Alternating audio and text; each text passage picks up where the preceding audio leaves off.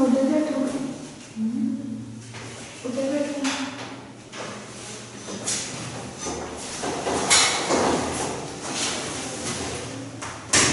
Alright, next topic for today is experimental determination of order of reaction. 5 methods हम लोग करेंगे under this heading, जिससे हमें order of reaction जो है उसके बारे में पता चल सकता है. Okay? First जो है that is graphical method.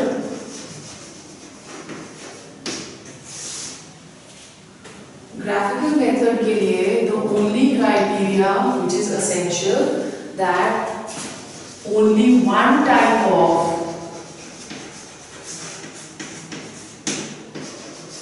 reactant should be present. अगर more than one type of reactant present होगा तो इस method से हम order of reaction calculate नहीं कर सकते हैं. Graphical method में हम किस तरह से करते हैं? बेसिकली हम क्या करेंगे इसमें, पहले हम कैलकुलेट करेंगे कॉन्सेंट्रेशन. वो हमने शुरू में किया था कि कॉन्सेंट्रेशन हम कैसे फाइंड करते हैं विद टाइम, इस तरह से करते हैं by finding the tangent to the slope. ठीक है, स्लोप फाइंड करेंगे हम. स्लोप से हमें इंस्टेंटेनियस पता चल जाती है concentration and then we can calculate the rate. So इसमें 3 स्टेप्स हम लोग रखते हैं. फर्स्ट स्टेप में हम लोग क्या करेंगे, we will calculate the concentration of the reactant. Concentration of the reactant at different times. At different times. ठीक है, different time intervals पे हम concentration of the reactant calculate करते हैं. Second, we plot a graph. Yeah, we calculate the rate first. We calculate the rate of the reaction. And third point is that we plot a graph between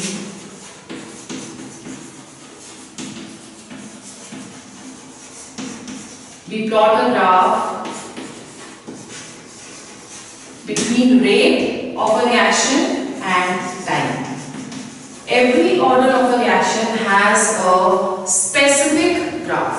तो basically ये एक hit and trial method है जिसमें हम graph draw करते हैं और rate को हम टाइम के साथ दिखाते हैं, कॉन्सेंट्रेशन के साथ, कॉन्सेंट्रेशन ऑफ द रिएक्टेंट के साथ वेरिएशन दिखाते हैं. कॉन्सेंट्रेशन ऑफ रिएक्टेंट के साथ वेरिएशन दिखाते हैं और उसके अकॉर्डिंगली हम लोग ऑर्डर ऑफ रिएक्शन को मैनिपुलेट करते हैं. ठीक है, जैसे for example if we have a zero order reaction, we know that the zero order reaction that is independent of rate of reaction. Concentration of the reactants ये हमने पहले किया था. तो अगर हम एक ग्राफ ड्रॉ कर रहे हैं between rate and concentration of A और जो हमारा प्लॉटेड ग्राफ है वो इस तरह से है, तो इसका मतलब जो ऑर्डर ऑफ रिएक्शन है that is going to be zero order. ठीक है, फिर first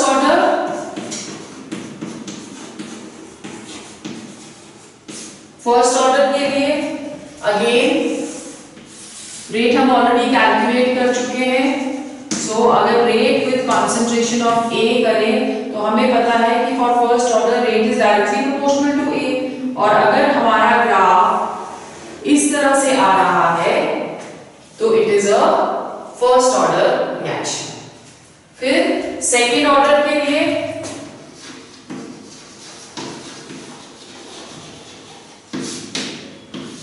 again if we are plotting a graph between rate and concentration of A, but यहाँ पे हमने A की जगह क्या लेना है, concentration of A का square.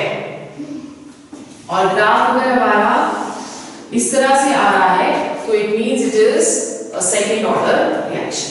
So it is basically a hit and trial method जिसमें हमको सबसे पहले एक tedious task क्या हो जाता है, सबसे पहले tedious task हो जाता है कि concentration of the reactant at different times हमें फाइंड करनी पड़ती है which may or may not be accurate.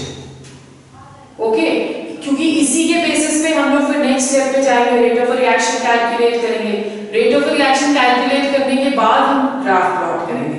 तो अगर फर्स्ट वाले स्टेप पे ही हम एक्यूरेसी ऑब्जर्व नहीं कर पाते तो हमारा सेकंड स्टेप भी ऑटोमेटिकली क्या होगा, डिस्क्रिपेंसीज आ जाएंगी इसमें। सो this is totally a hit and trial method and based on experimentation. Another drawback जो कि इस मेथड का रहता है वो ये है कि अगर मोर than one kind of reactant is present then this method is not suitable to calculate the order of the reaction. Okay, फिर second हम already कर चुके हैं। second is our integrated rate law expression, उससे भी हम लोग order of reaction calculate कर सकते हैं। The second method to calculate the order of reaction is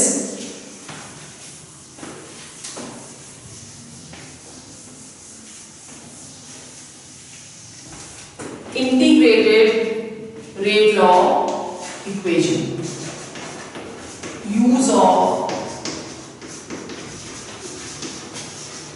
integrated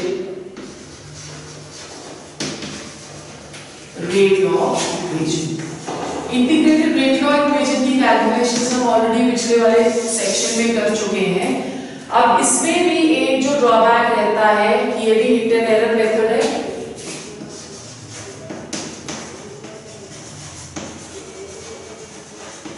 hit and error method है number one, and number two इसके लिए भी only one kind of reactant can be present, only one kind of reactant. अब इसमें हमें expressions याद है, तो इसमें हम क्या करते हैं कि हिट एंड एरर मेथड है तो जिस भी इक्वेशन में हमारा डाटा फिट हो जाएगा वो ऑर्डर ऑफ रिएक्शन है। जैसे हम लोगों ने करी थी क्या,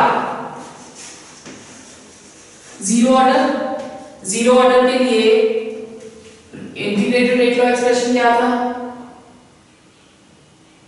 कॉन्सेंट्रेशन ऑफ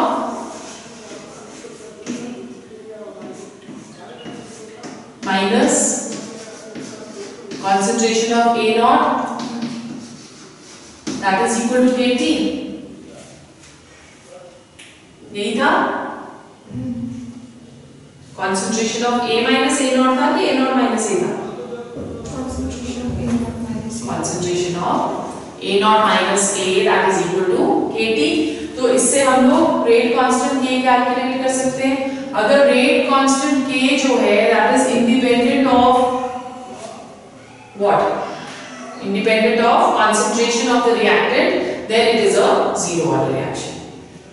ठीक है, अब स्लोप जो हम इसका ड्रॉ करेंगे या प्लॉट जो हम इसका ड्रॉ करेंगे that will be between concentration versus time। ठीक है, और जब हम लोग इंटीग्रेटेड रेट लॉ एक्सप्रेशन के अकॉर्डिंगली ग्राफ ड्रॉ करते हैं जीरो ऑर्डर रिएक्शन का, that is concentration of A with time। So the concentration of A that will keep on decreasing with time। इसका जो ग्राफ है वो क्या आ जाएगा? This is going to be the graph जहाँ पे इंटरसेप्ट जो आता है that is concentration of A naught, और स्लोप क्या आएगा? Minus K।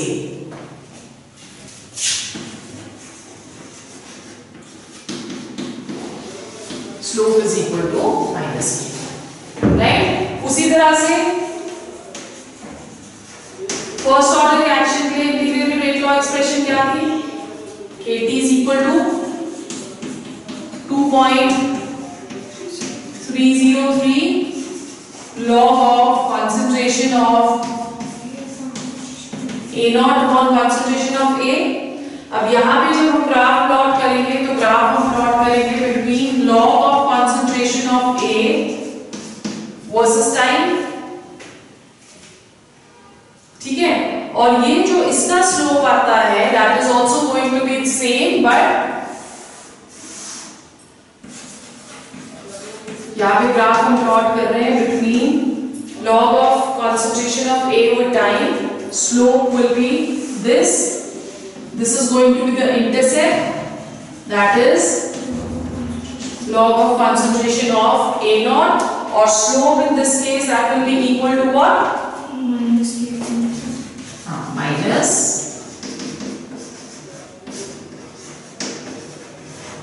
k upon 2.30. ठीक है, फिर सेकेंड ऑर्डर के लिए डेरिवेशन इसकी हमने नहीं की थी, बट सेकेंड ऑर्डर का जो एक्सप्रेशन होगा that will be 1 upon concentration of A minus 1 upon concentration of A naught that is equal to KT. जो यहाँ पे हम ग्राफ प्लॉट करेंगे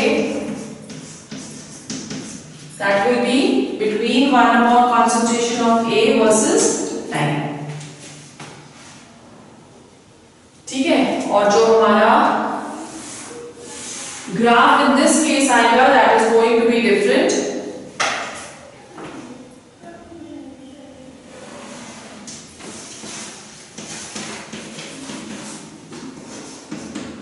And the intercept over here that is 1 upon A naught. Graph positive आ रहा है तो slope इसमें क्या आएगा? Slope in this case will be equal to K.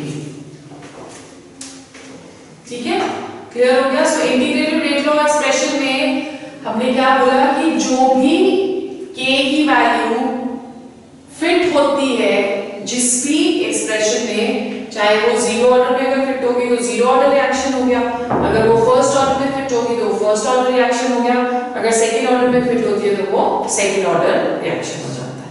ठीक है, अब बेसिकली हमें जो क्वेश्चंस आते हैं जब हम ऑर्डर ऑफ रिएक्शन कैलकुलेट करते हैं या हमें ऑर्डर ऑफ रिएक्शन दे रखा है और हमको रेट कांस्टेंट कैलकुलेट करना है, तो हम यही वाले एक्सप्रेशंस जनरली यूज करते हैं. ठीक है, और उसमें भी जो फर्स्ट ऑर्डर वाला है वो सबसे इंपॉर्टेंट है from your numerical point of view.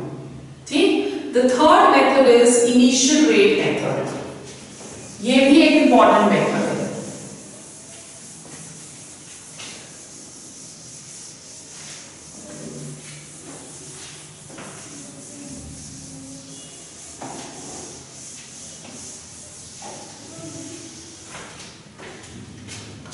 Third method is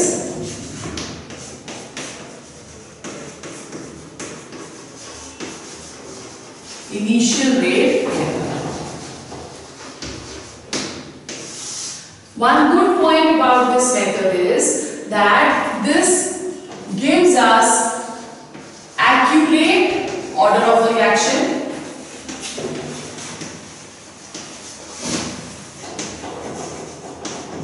according to the data of concentration and time, and secondly initial rate method में more than one reactants may be present.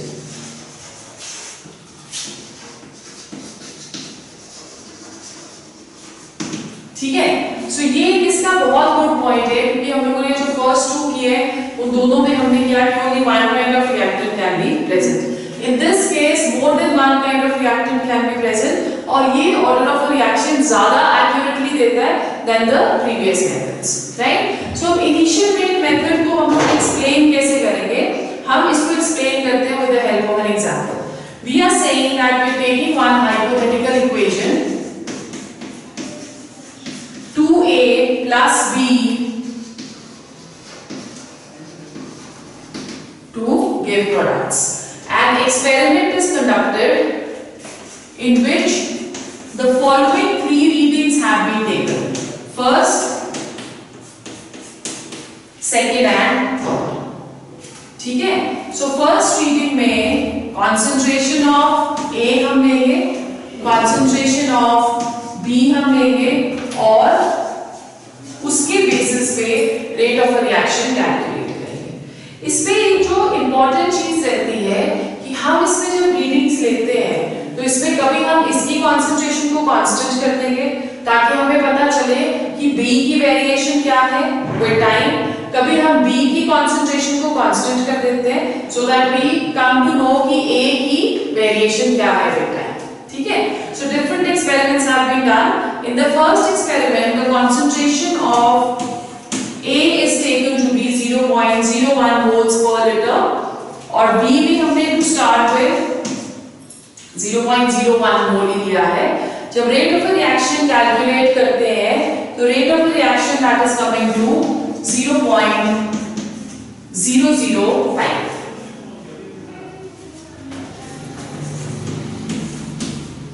0.02 0.01 0.020 ठीक है। फिर उसके बाद नेक्स्ट में 0.02 0.03 and 0.060. So this is the data which has been attained during the experiment. अब इसमें हम किस तरह से मैनिपुलेट करेंगे, हम इसमें देखते हैं कि कौन सी रीडिंग्स कॉमन है किस रिएक्टेंट। जैसे अगर हम फर्स्ट और सेकंड एक्सपेरिमेंट ले रहे हैं तो इसमें B की रीडिंग कांस्टेंट है, तो we take a ratio of first and second experiment. Okay, so first step में we are taking ratio of first and second experiment. So we say that R of second reading R2 upon R of first reading R1, that is directly proportional to what? R2 will be directly proportional to K into concentration of reactant and R1 will be equal to directly proportional to concentration again of reactants. Rate constant in both the cases is going to be same, है ना? So वो cancel हो जाएगा. So R2 में हमारी concentrations क्या आ रही हैं? 0.02 and 0.01. Concentration of A is 0.02, concentration of B is 0.01. So हम बोलते हैं कि हम इसे ले रहे हैं concentration of A2, concentration of B2 upon concentration of A1, concentration of B1, right? So let's put down the values. Rate of 2 is 0.020 upon 0.005, that is equal to, अब क्योंकि हमको ऑर्डर कैलकुलेट करना है तो हम A का order assume कर लेते हैं P, सो नीचे भी रेज़ टू पावर P आ जाएगा, Q का B का कर लेते हैं Q, नीचे भी Q आ जाएगा, ठीक है। सो concentration of A2 is what? 0.02, put in the value, raise to power P, और इसकी कितनी है 0.01 raise to power Q upon A1 concentration is 0.01 raised to power P and 0.01 raised to power Q, ठीक है। अब ये और ये कैंसिल आउट हो जाएगा, इसको आप कैलकुलेट करो तो ये 4 आ गया, 4 that is equal to 2 divided by 1 is 2 raised to power P, ठीक है। अब इसको हम लोग पावर्स में अगर कन्वर्ट करेंगे, इसको हम 2 का स्क्वायर ले सकते हैं क्योंकि हमको बेस सेम करना है, and according to the mathematical operation if the bases are same the powers should be same, ठीक है। सो यहाँ पे अगर बेस हमारा सेम आ गया so P will become equal to what? 2. Order of the reaction P किसके लिए हमने देखा है? A के लिए, so order of the reaction with respect to A is going to be 2, ठीक है। उसी तरह से हम A का हमने फाइंड कर लिया है तो हम B का फाइंड करेंगे। B के लिए हम देख रहे हैं कि सेकंड और थर्ड में concentration of A is constant, second और third में concentration of A is constant, so if concentration of A is constant, now we will take the ratio of the third and second experiment.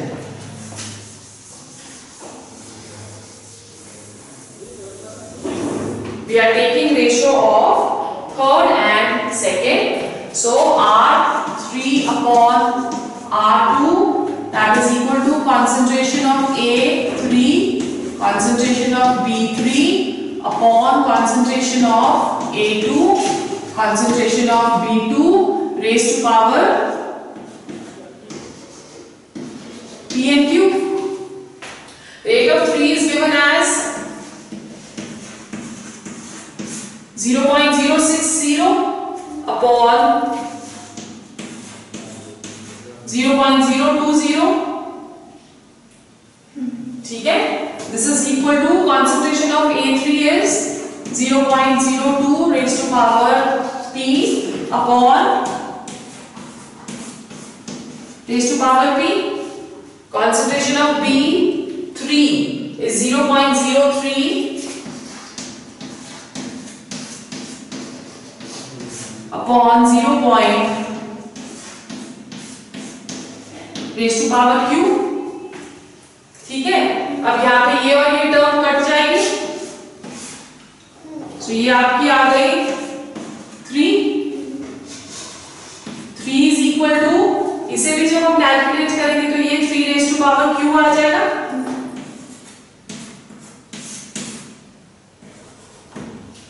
Right? Again the bases are same. So 3 raised to power 1 is equal to 3 raised to power Q. Therefore Q becomes equal to 1. So rate of the reaction, order of the reaction with respect to A is equal to 2 and with respect to B is equal to 1. Therefore total order of the reaction will become 2 plus 1 which is equal to 3. Is it clear? So initial rate method से हम इस तरह से calculate करते हैं, जिसपे हमें क्या दे रखा है, they have given us different experimental data on the basis of which we can calculate the order of the reaction. ठीक है ना, समझ आ गया? Now the next method which we are going to do, that is a very important method with respect to your examination, the fourth method, half-life method.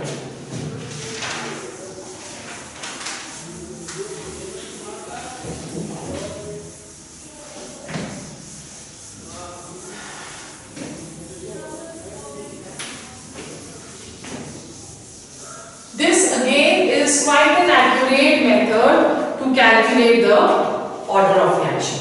So fourth आ गया half life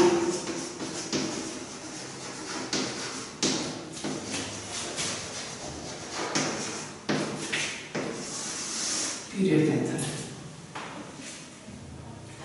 सबसे पहले हमें पता होना चाहिए कि हाफ लाइफ क्या होता है. हाफ लाइफ जो है that is defined as the time in which the concentration of the reactants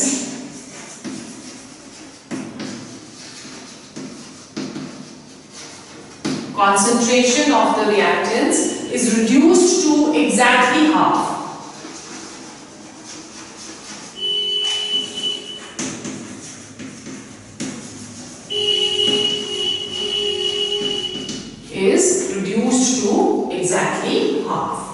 ठीक है, जैसे फॉर एग्जाम्पल अगर initial concentration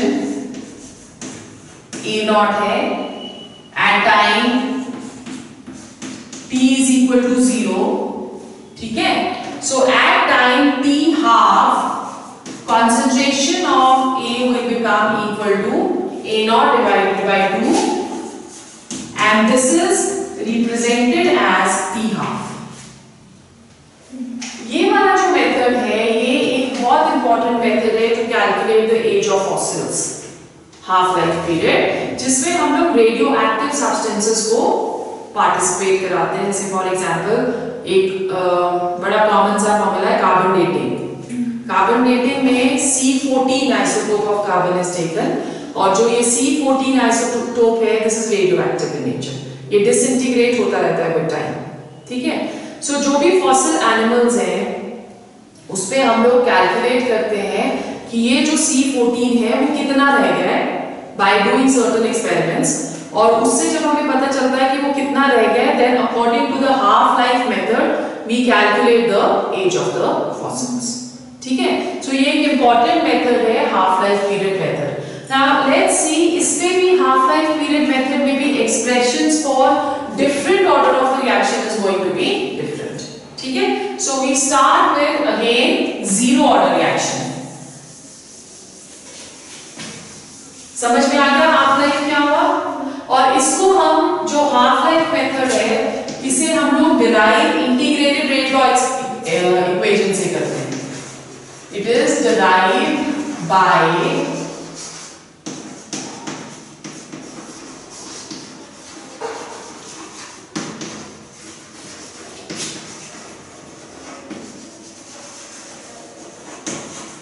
integrated rate law method. ठीक है, सो जीरो ऑर्डर में चलते हैं हम फिर से दोबारा इंटीग्रेटेड रेट लॉ एक्सप्रेशंस लिखेंगे सबके। जीरो ऑर्डर के लिए what is the integrated rate law expression? Kt is equal to concentration of A naught minus A। अब हम कह रहे हैं कि at T half A will be equal to what? A naught divided by 2। A is the final concentration over here. So जब half life होगा तो what will be the value of A? That will become equal to half of A naught initial concentration. So A will become equal to A naught divided by 2. We put the value of A over here. Kt that is equal to A naught minus A naught divided by 2। ठीक है, अब अगर इसका LCM हम ले लें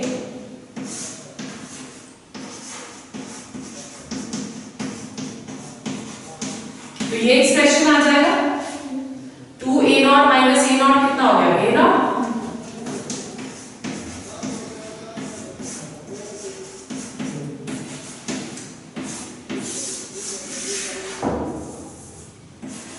So for zero order reaction, और यहां पे हम T क्या ले रहे हैं?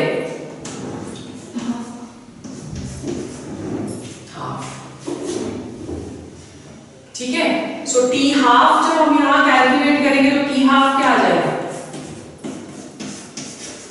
Concentration of A naught divided by 2K। ठीक है, सो T हाफ यहां पे क्या है? It is directly proportional to the concentration of A naught। अगर हम ग्राफ प्लॉट करें फॉर जीरो ऑर्डर रिएक्शन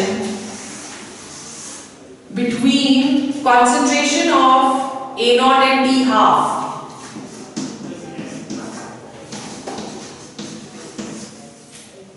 ठीक है, तो क्या प्लॉट आना चाहिए? डायरेक्टली प्रोपोर्शनल है। Clear? So this is the expression for zero order.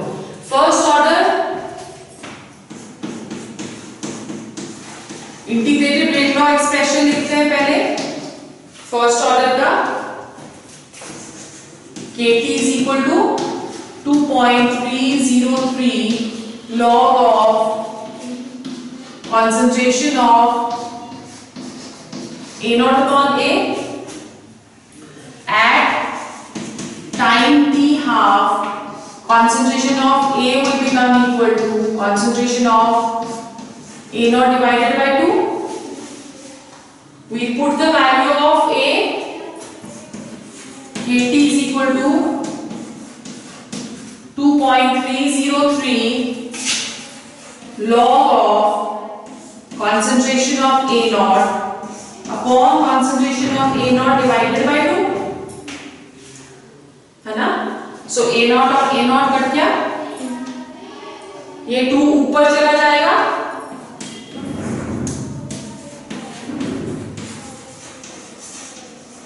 log of 2, this is what? T half. So T half आ गया 2.303 divided by K into log of 2. Now log of 2 is equal to what?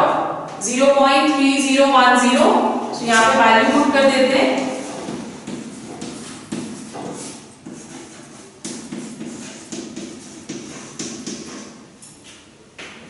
इसको जब हम calculate करेंगे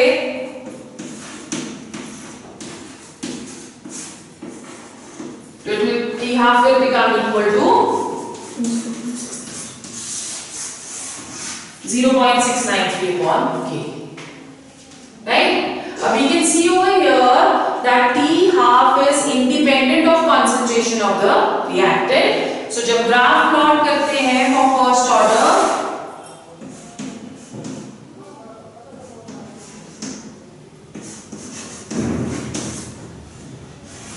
it will be a parallel graph to the axis where we are taking concentration of the reactant.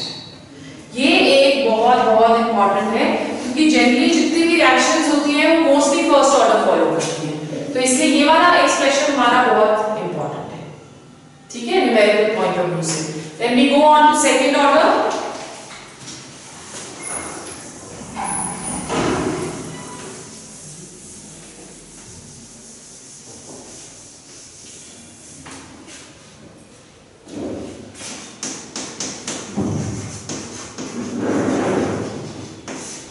Second order के लिए rate law expression क्या है? Integrated rate law expression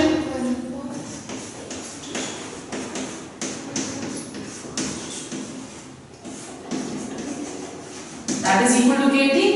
यही आएगा 1 upon a minus 1 upon a naught that is equal to kT at t half.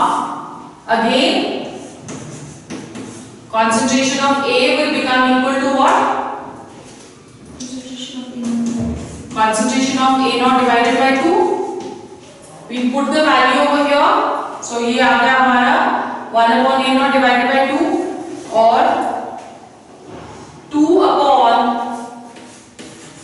A naught minus 1 upon A naught that is equal to kT half. ठीक है, so 2 minus 1 1 हो गया.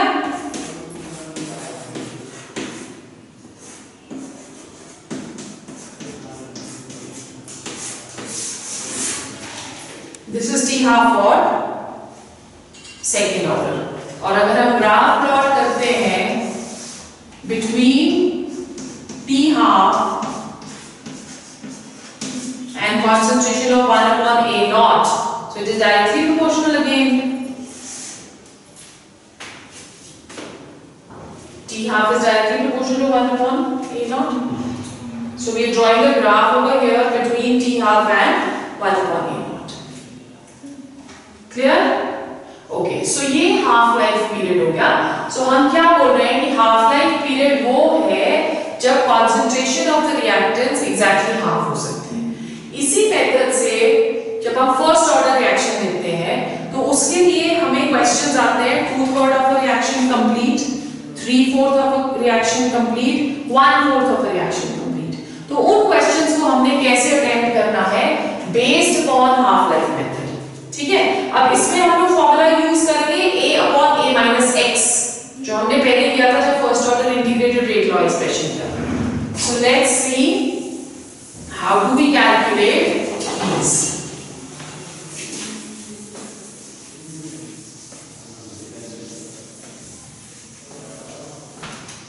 Okay, so time required to complete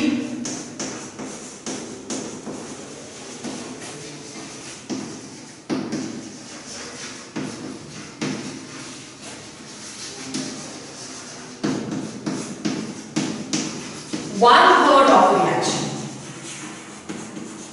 first order reaction के लिए ही हम assume कर रहे हैं सब. 1/3 कंप्लीट करने का मतलब क्या हुआ कि इनिशियली अगर कॉन्सेंट्रेशन 1 है तो 1/3 उसमें से कंप्लीट हो गई. सो हम कह रहे हैं कि हम फॉर्मूला यूज कर रहे हैं a upon a minus x. a minus x का मतलब क्या हुआ?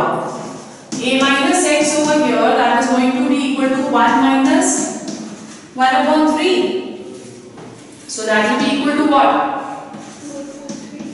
2 by 3. ठीक है, so हमें वहां पे क्या लेना है? 2 by 3. Integrated rate law expression देखते हैं फिर से फर्स्ट ऑर्डर का. क्या है expression? Integrated rate law kT is equal to half life नहीं, integrated log 2.303 log of concentration of A upon A minus X. ठीक है, अब ये हमें 1/3 कैलकुलेट करना है. So T 1/3 will be equal to 2.303 upon what? K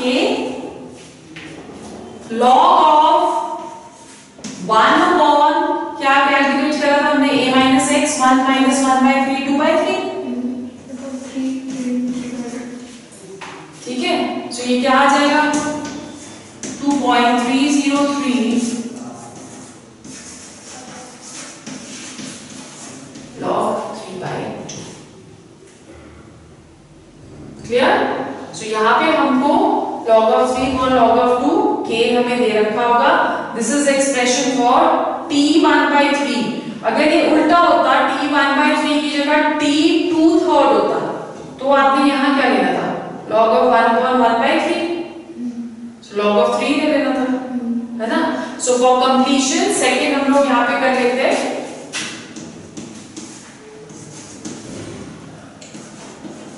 For 2/3 of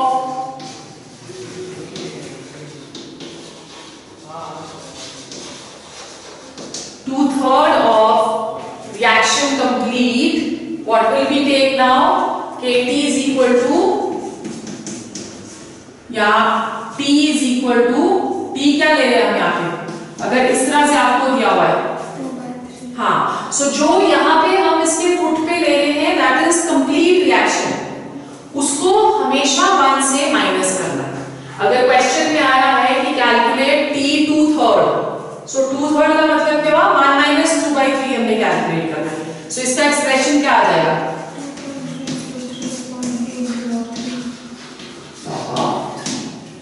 ठीक है, थर्ड कंप्लीशन फॉर, या मैं लिख लूं T 1/4. सो T 1/4 का मतलब क्या हुआ? अब हमने वहां पे क्या लेना है? 1 minus 1/4. सो 3/4 आ जाएगा ये, है ना? 3/4 का मतलब हुआ T 1/4 that is equal to 2.303 upon K log of 4/3. ठीक है, और अगर ये होता 3/4 का रिएक्शन कंप्लीट, तब क्या आ जाता? log of 4, है ना? सो T 3/4 is equal to 2 log of 4. सो इस तरह के क्वेश्चंस हमको आ सकते हैं. क्लियर हो गया? सो इसका मतलब इन सब एक्सप्रेशन से हमें क्या पता चल रहा है कि T half is, या चलो दोबारा सकते हैं, T half is directly proportional to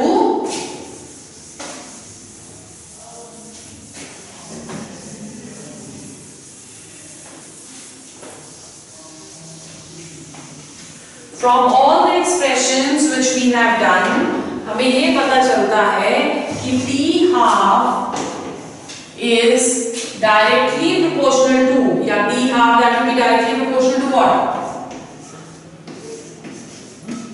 Concentration of A raised to power 1 minus n, where n is order of the reaction. ठीक है, where n is order of the reaction, और T half is directly proportional to 1 upon concentration of A, तो ये वाला हमारा reciprocal हो जाएगा n minus 1. ठीक है, सो जब हमें T half कैलकुलेट करना है फॉर nth ऑर्डर, तो हम इस तरह से भी कैलकुलेट कर सकते हैं, या हमें T half कैलकुलेट करना है फॉर nth ऑर्डर रेसिप्रोकल लेके, तो हम इस तरह से भी कैलकुलेट कर सकते हैं. The question now comes कि अभी तक हमने जितने भी एक्सप्रेशंस किए उसमें हमने अज्यूम किया है कि ऑर्डर ऑफ रिएक्शन ये है. जैसे जीरो ऑर्डर रिएक्शन है तो उसके लिए हम हाफ लाइफ कैसे कैलकुलेट कर रहे हैं, फर्स्ट ऑर्डर है तो उसके लिए हम हाफ लाइफ कैसे कैलकुलेट कर रहे हैं, सेकंड ऑर्डर है तो उससे हाफ लाइफ हम कैसे कैलकुलेट कर रहे हैं।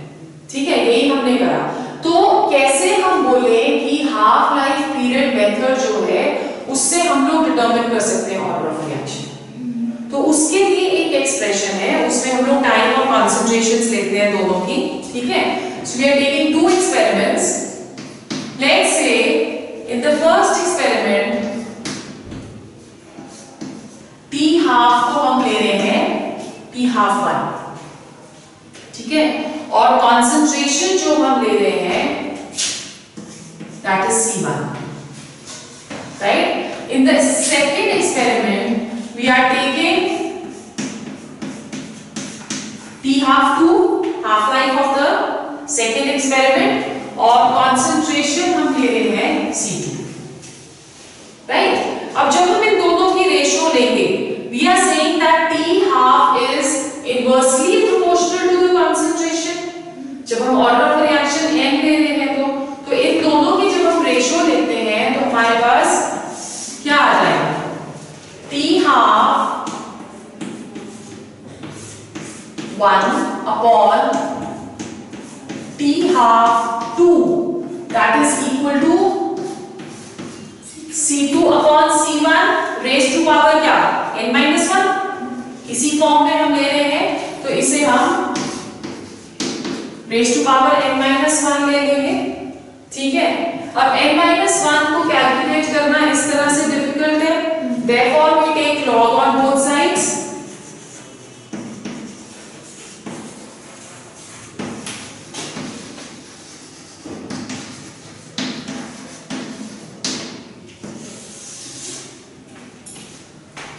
taking log on both sides, जब both sides हम log ले लेंगे तो हमारे पास क्या आ जाएगा, log of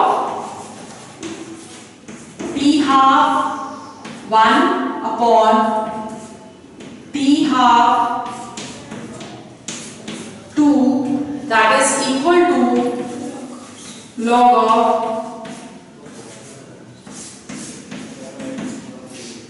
using the property ये हमारे पास क्या आ जाएगा, this is equal to n-1 log C2 upon C1, ये आ गया। ठीक है, so n-1 log C2 upon C1। अब can we calculate n from this? कैसे कैलकुलेट करेंगे n? log of T half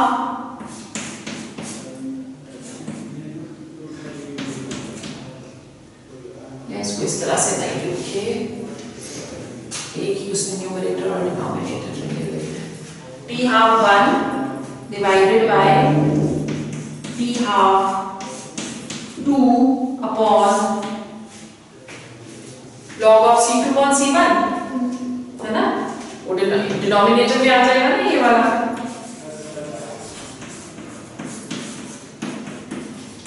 That is equal to n-1। So जब हम इसको 1 को इस साइड ले आएंगे तो हमारे पास क्या आ जाएगा, 1 प्लस